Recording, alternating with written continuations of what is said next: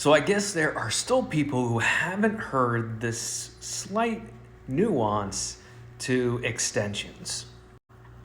My name is Paul Vázquez with Tax Lab. We help people save tens of thousands of dollars in taxes and open up additional avenues for increased wealth in America. So one thing that some people are still missing about extensions is that an extension to file your taxes is not an extension to pay your taxes. So any taxes you would owe are still due by April 15th without interest. So you won't get penalized for not submitting a tax return on time with an extension.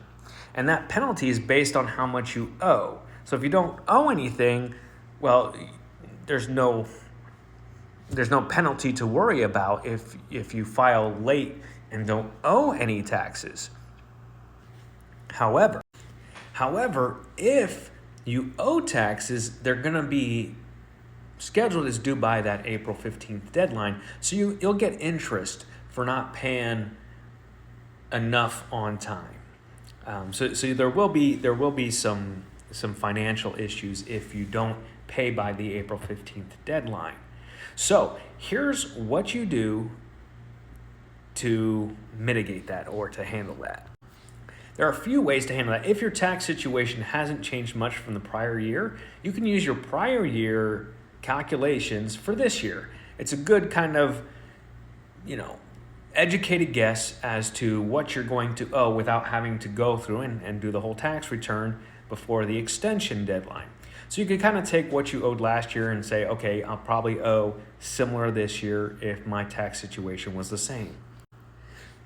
Your goal should be to make sure that you don't owe more than $1,000 in taxes. So that's a good kind of goal to have every year, is to try to make sure that by April 15th you don't owe more than $1,000. What's also kind of difficult about making that payment is that's the same time that you should be making an estimated payment as well. So if you're doing quarterly payments, you kind of have any taxes left over from 2024 that you didn't pay enough during the year, and then your first quarterly payment for 2025. So it makes it a little bit difficult that way. But if you're not making quarterly payments, just kind of make a good estimate as to what you could owe. You could take the total income, right? Then subtract the standard deduction, and then use that as take your tax rate, your percentage, whether you think you're at the 10, the 12, and on up. So if you can kind of take a look at those tax bracket breakdown and just multiply that and say, okay, I owe this. Did I make any payments during the year that would offset that? Of course, there's lots of things that you could do. Look at all the regular deductions that you might get beyond that if you have any credits that you normally claim. So you can get as complex as you want, but when you finally get that whole tax return done by the extension deadline, that's going to help you really determine the total amount. And if you've paid more, if you've given the government a interest-free loan, they'll give that back to you when you file before the October extension deadline. So once again, an extension to file is not an extension to pay. That usually goes for most of your states as well. Virginia, the deadline to pay and to then file, so to speak, would be May 1st. In Virginia is the normal deadline for state taxes. So you want to make sure you have your state taxes paid by that deadline to avoid any penalties and interest at the state level. So yes, extensions are great. Take advantage of them.